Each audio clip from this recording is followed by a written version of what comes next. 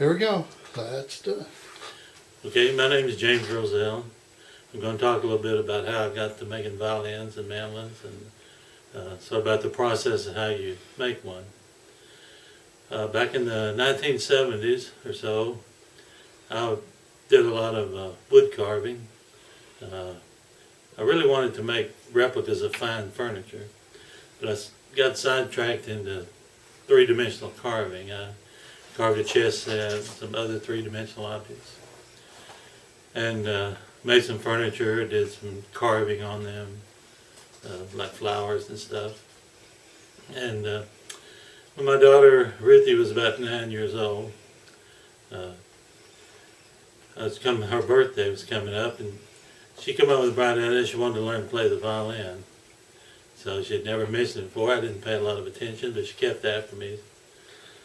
So I finally told her, well, her birthday was coming up, and if she wanted to, I'd get her a violin and a violin teacher and give her some violin lessons. So she said she wanted to do that. So after we were into violin, and she started taking lessons, and I got to look at that violin, and without really thinking about it before, I guess I thought that the curvature of the top of the violin was like the way this is curved, this curvature of the side and everything. I never thought about it, but I got to look at that violin and I realized that it was carved that way. So I thought, well, I could do that. And so I went and found a book. I went to some libraries and found a book that showed the inside of a violin, how it was constructed. Found a place to mail order some wood, so I ordered some wood and made one. And it turned out pretty good. Ruth's teacher played it and thought it was great, so it was a pretty interesting project, so I made another one.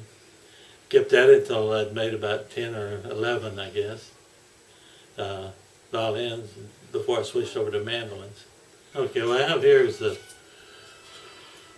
violin that I've started, which shows, you can see the outline of the mold, how it fits in on the inside of the violin, and where these blocks I talked about are glued in here. Then the sides are bent and glued to the blocks, not to the mold. And the blocks are only glued to the bottom half of the mold, not the top. So at this point I've already taken the top half of the mold out. So that's the surface around there that the top and the back will glue to. So once the top, you make the top first. Once the top is glued on, then I'll break the blocks loose from the mold and pull it in. You heat these, you bend these sides by getting them wet, soaking them in water, then bending them over a hot iron. And when it has to be really hot, when the wet wood hits that iron, it makes steam, and it softens the wood and allows you to bend it in these shapes. So basically you bend these sides. I mean, there's one piece here, there's a piece here, and then another piece here. They're joined together in the back. So you essentially have 6 pieces, the 3 on each side that you make. So you put those all together on this mold and glue. You put spruce blocks in here and cut them to this pointed shape. Then you glue the sides on all around. And then you can take the top half of that mold. Remember, it's 2 pieces of. You make the top first. So you got the mold. You put the sides on. You take half of it out. Put the linings in. Then you make the top, and you're going to glue the top on first.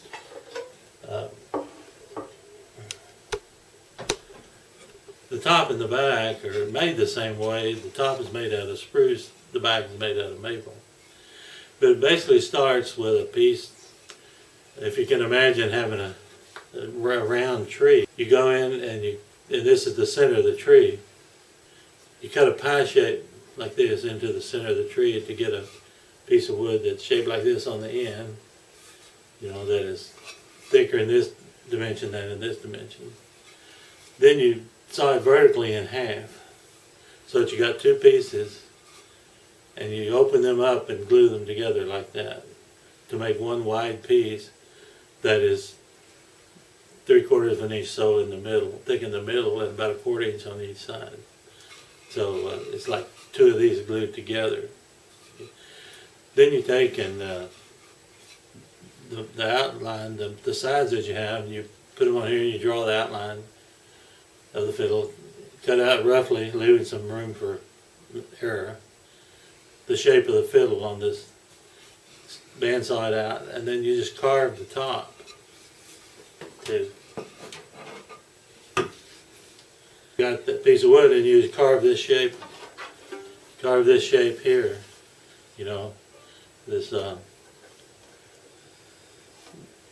that's sort of rounded up this way and rounded around on the ends too.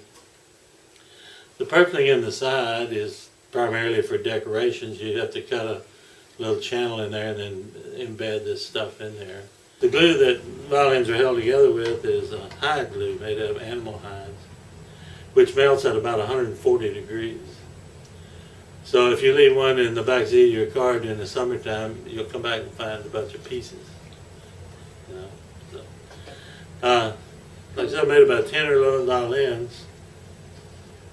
And what I really started out wanting to do was to build a mandolin. But since my wife played the violin and I needed to buy a bunch of tools, I made the deal with her that I'd build a fiddle first. So it turned out to build about 11 of them, I guess. I wanted to build a mandolin because that's one I wanted to play. I mean, this is one that I've had for about 12 years, one of the number 3 or 4 that I built. I wanted to do all this inlay, this mother of pearl inlay and stuff on here. And violin players don't like that on their violins, but guitar players, mandolin players, it's attractive too. And so I designed my own patterns and cut mother of pearl out and inlay it in to do all this. Construction of a mandolin is essentially the same as a violin. The steps are the same, the wood's the same, spruce top, maple back, sides, and neck, ebony fingerboard. Of course, the difference being the mandolin has frets on it, but the mandolin has double strings on each position, but it's tuned the same as a violin, G, D, A, and E. So even though you play it with a pick, the fingering you get to play something essentially the same. So when I started making mandolins, I've made about 16 mandolins up to now.